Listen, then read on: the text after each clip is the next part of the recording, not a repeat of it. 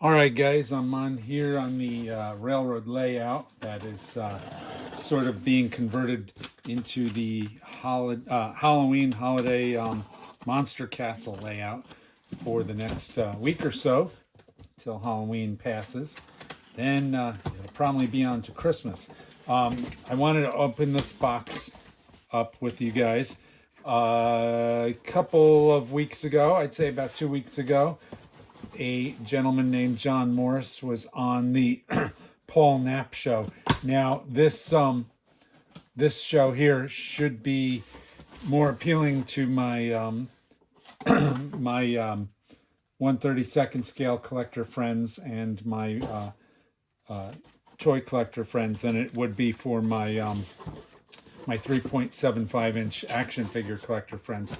So John Morris was on Paul Knapp's show. If you don't subscribe to Paul Knapp's show, you should.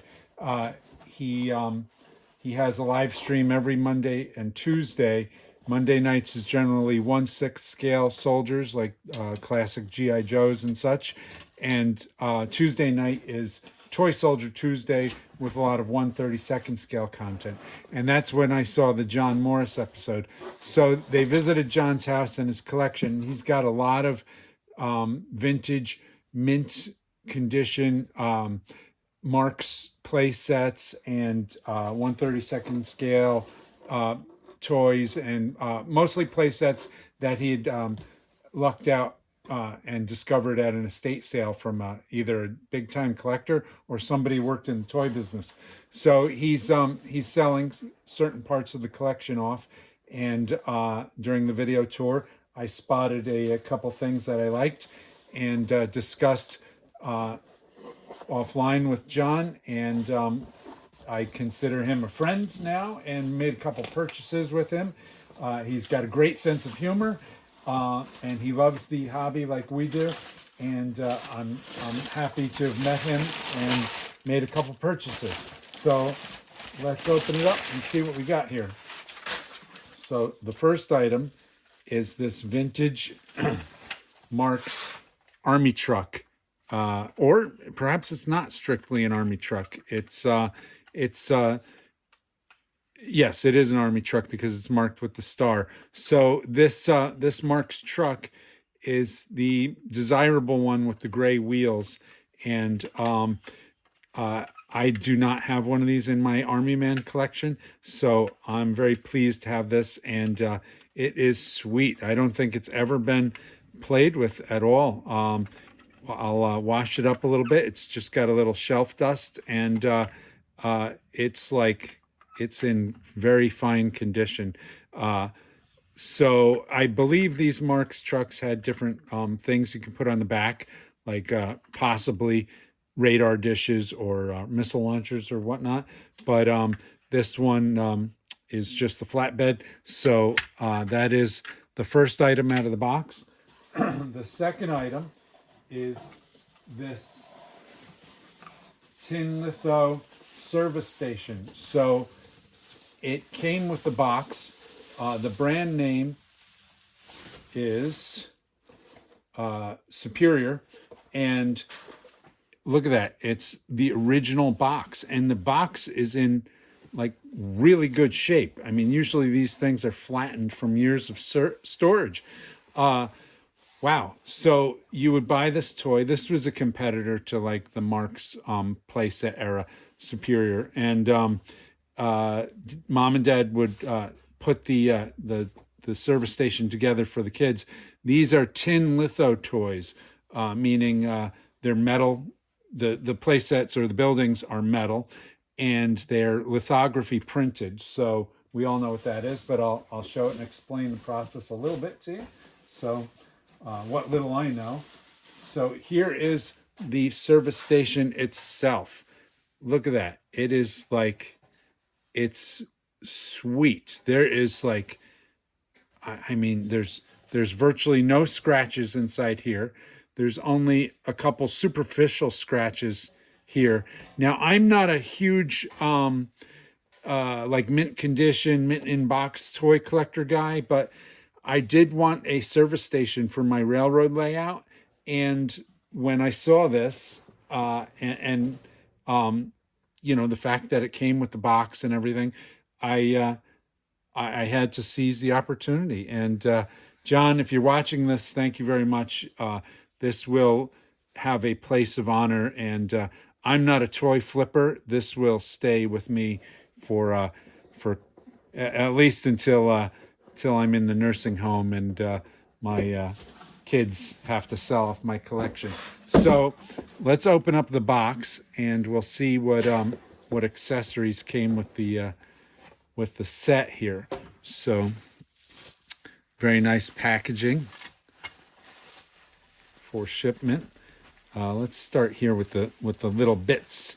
So John and I discussed during our negotiations, and some of these parts may not be 100% to the Superior brand, but they were certainly around at the time, whether they're Marx or otherwise. So he had put together a nice complete set based on his research and the artwork and whatnot. So included with this are what appears to be a little cart of some sort, the oil display. So back in the old days, I believe what they where the gas pumps would be called the island, and usually out on the island was a display of oil cans and other things like washer fluid or water for drivers who would come up and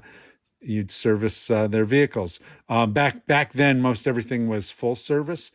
Self service came a lot later. The battery display for those who need a new battery, and some various figures of all kinds. So here's the floor jack for lifting the cars for service. And so these figures are a little smaller than 1/32nd scale. They're probably like 1/48th or 1/43rd or something like that. So that means they would go well. The figures would go well with O gauge trains. The building may be usable for 1/32nd scale. I don't know. We'll see. We'll find out. So, you know, and in Toy World, we often throw scale out the door as long as it's something cool. So, some very cool figures here. We've got a kid on a bicycle. We've got, oh my, look at this. Even the air pump, the metered air pump with the hose is in the kit. Here's a gas can here. This looks like the handle for the cart. So let's see, we've got a service station attendant or manager or two. This looks like a railroad figure. A construction figure. We talked about various extra figures that he had. A worker either repairing the tire or seating the tire on the rim. Guy cleaning up. You always need to keep the garage clean. Kid running by, and this looks like he's the service manager. No, that car's supposed to be getting an oil change, not an engine swap. And mom with child. So this is going to be great for my train layout. So there's also some cars that he included in the set, and these will be vintage as well. Here's the car lift. Once again, this may not be the one that comes with the Superior set, but it sure looks like it in the artwork here. So that the lift is right here in the artwork, and this lift looks pretty much identical. So I don't remember what we discussed. I do remember that we discussed that some of the parts may not be Superior. Check this out though. Check out these gas pumps. So original decals on them, and these would snap into the island, and so you know I'm gonna dress this up a little bit. I'll probably make an island for this, and see, these to me these pumps would be more like 1/32nd scale. This pump here is more like 1/40th. Actually, I'm sorry. This is the oil pump, the service oil pump that the gas station would use. So very cool. And like this is like my favorite, the vintage cars, and these are plastic cars. This particular one has metal axles and wheels. These are like cast metal axles and wheels, one piece. Uh, for these to survive is just breathtaking. It's like these little cars would be have played with beyond belief and would be all chipped and play damage, which is fine, for you know toys are well loved, and but these have escaped the hands of abusive little kids. Here's another one. Now, forgive me, I don't really know the my cars, my 50s cars, but I want to say this looks like a DeSoto or something like that. And then two more cars here in red. And this one has the plastic axles. So I would say most certainly the metal ones would have been an earlier vintage, and then the plastic ones would have been a cheaper, more economy driven change here. And here's another metal axle car. So very cool, four cars. And then the other thing that survived all this as well, which is wild, is the original instruction sheet. So, if I'm missing parts, I'll just call these people, or go visit their retail facility at 845 65th Street in Brooklyn, New York. I'm sure they're there, and I'm sure they have other parts for me to purchase. No, very cool stuff. Very cool. Look at this. It even looks like there at one time may have been a delivery truck as part of the set, or you could possibly buy that as a supplemental piece. And what we have here is the truck cab, which may or may not be from that. But anybody who knows the garage service lifestyle, there is always a defunct vehicle parked on the premises somewhere that is getting that long-term project that the crew is working on. So that is the Superior Steel Service Station and accessories. So let's close the box up, get a look at everything here. What a beautiful piece. I love tin-litho stuff. So as I go through my collecting phases, I'm a Star Wars kid from the 70s, and I had, Army toys, SWAT toys, Evel Knievel, and all that. I'm not really into, excuse me, all the nostalgia from my youth, other than, the Star Wars stuff, which I actually have held on to. But I've kept up with action figures, and I collect even contemporary 3 3/4 action figures.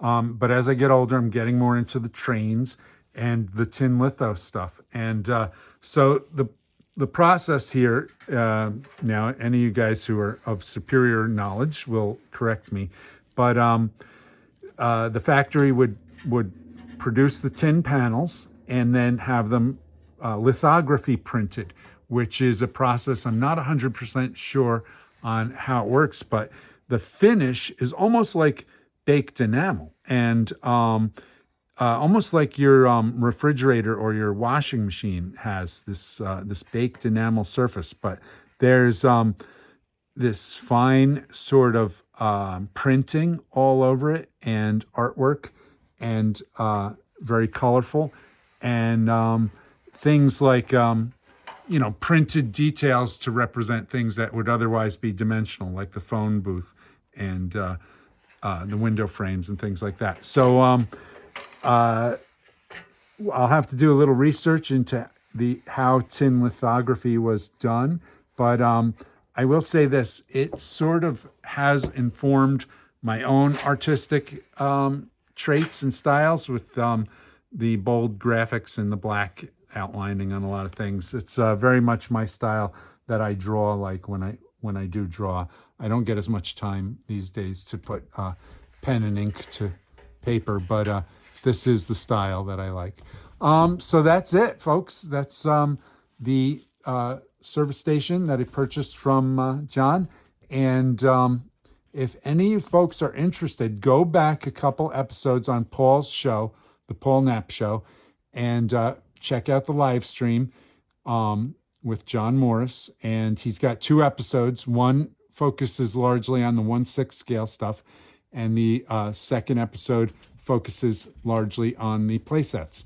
And you'll get a walk through his really cool house and get to see what he's got, and if you're interested in stuff. And his contact info is in that episode. So just introduce yourself via email and express what you're interested in, and give him about a day. That's what it took to get back to me. And I'm sure there's other things available, and I'm sure he would appreciate any purchases. It looks like he's looking to thin down the collection. So, John, thank you very much. Everything arrived safely. It's beautiful. Once the holiday stuff is over here, I'll start transitioning the layout back into something a little more civilian, and I'll put the service station there. And in the meantime, I'm going to keep hunting the antique stores and looking for more vintage cars and stuff to pack out the city.